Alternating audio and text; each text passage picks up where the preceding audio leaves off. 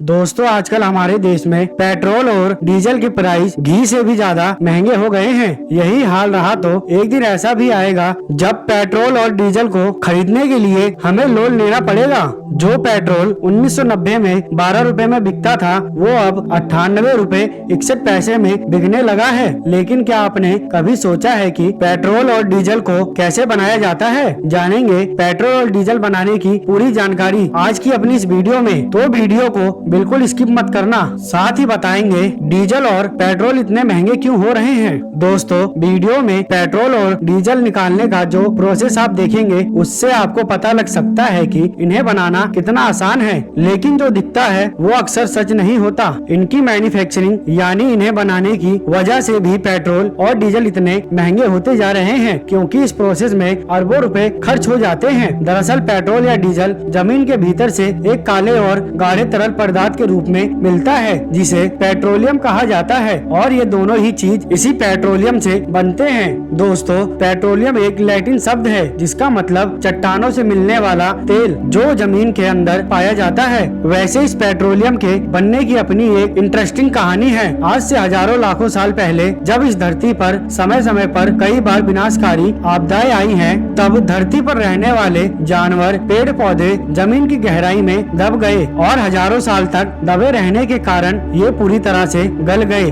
तब ये पेट्रोलियम में कन्वर्ट हो गए। हजारों साल दबे रहने के चलते ये प्रेशर और हीट की वजह से लिक्विड में बदल गए, और इनमें से बहुत सारे ऐसे सोर्स समुद्र के अंदर या फिर जमीन के नीचे अभी भी दबे हुए हैं। जब इंसान ने पेट्रोलियम और उसकी क्वालिटी को जान लिया तो कई बड़े बड़े कुओं से ट्रेलिंग करके इस पेट्रोलियम को निकालना शुरू कर दिया। इस पेट्रोलियम में कच्चा तेल होता है। इस कच्चे तेल में पेट्रोल, डीजल, केरोसिन, मोम जैसी चीजें पाई जाती हैं। एक बार जब इसे निकाल दिया जाता है तो इस कच्चे तेल को कारखाने में ले जाया जाता है। इस कारखाने को रिफाइनरी कहा जाता है। लेकिन क्या आप जानते हैं कि कच्चा तेल हर जगह नहीं पाया जाता, और दुनिया में कुछ ही ऐसी जगहें हैं जहां ये तेल मिलता है। ये पेट्रोलियम जमीन और समुद्र दोनों जगहों पर मिलता है। जो पेट्रोलियम समुद्र में होता है उसे निकालने के लिए फ्लोटिंग रिफाइनरी बनाई जाती है, और जमीन पर जो तेल होता है उसको निकालने के लिए वहाँ कुएं बनाए जाते हैं। दोस्तों समुद्र हो या फिर जमीन, असली वक्त लगता है तेल के सोर्स को ढूंढने में। कई बार तो इसमें सालों लग जाते हैं और अरबों रुपए खर्च भी हो जाते हैं। जो तेल हम तक पहुंचता है उसे ढूंढने के लिए समुद्र में कई बड़ी और महंगी मशीनें लगाई जाती हैं जो एक जगह से दूसरी जगह तक तेल ढूंढती रहती है। जब इस मशीन को एक जगह से तेल मिल जाता है तो इसे आसपास की चट्टानों से मजबूती से बांध दिया जाता है ताकि ये हिल डुल ना सके।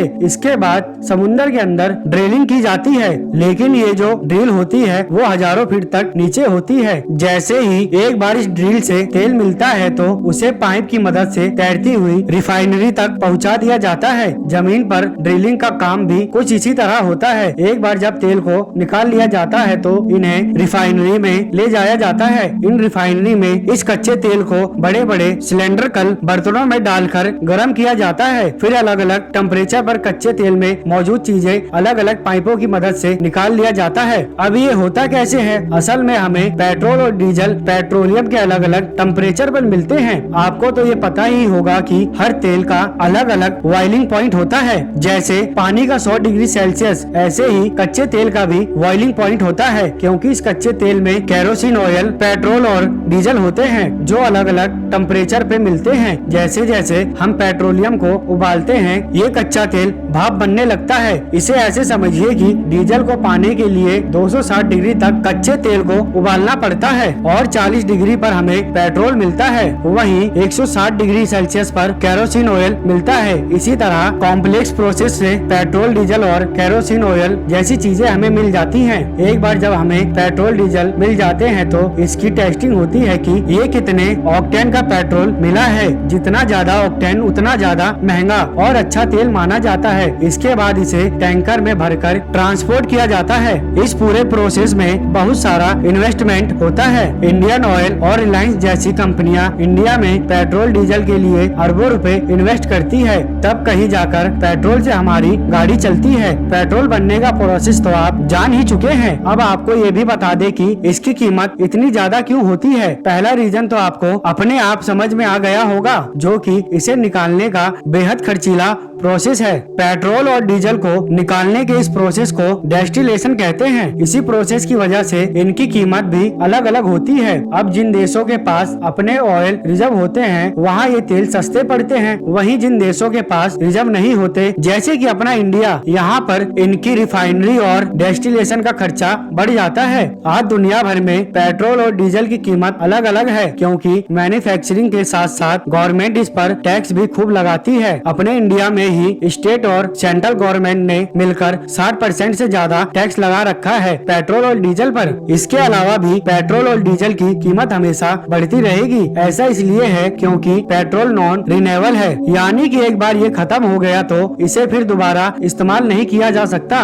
और आज के टाइम में ईरान, कुवैत और सऊदी अरब जैसे देश इसलिए इतने अमीर हैं क्योंकि दुनिया में सबसे ज्यादा ऑयल सोर्स इन्हीं के पास है और इन देशों की पूरी इकोनॉमी इसी ऑयल पर डिपेंड करती है। और इन देशों का एक संगठन है जिसे ओपेक कहा जाता है, वही मिलकर तेलों की कीमतें भी तय करते हैं और उनका जो मन करता है उस हिसाब से तेल को वो दूसरे देशों में बेचते हैं। इसीलिए हमारे देश में तेल की कीमत ज्यादा है। तो दोस्तों, अगर आप सबको मेरी ये जानकारी अच्छी लगी तो इसे एक लाइक दें। वहीं जाते जाते हमारे इस चैनल फैक्ट मूलीज को सब्सक्राइब कर ले, साथ ही बेल आइकन दबा ले। हम मिलेंगे और किसी नई वीडियो के साथ, तब तक के लिए नमस्कार। वीडियो देखने के लिए थैंक्स।